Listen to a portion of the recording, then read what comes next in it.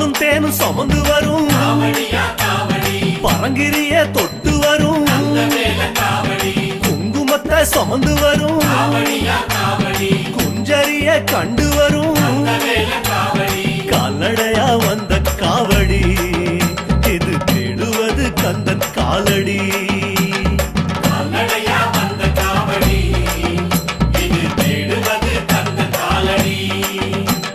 புஷ்பமெல்லாம் அணிஞ்சு வரும் கஷ்டம் தீர வழி காட்டும் மச்சம் போல துள்ளி வரும் இச்சையெல்லாம் அடக்கி வரும் கால்நடையா வந்த காவடி இது தேடுவது கந்தன் காலடி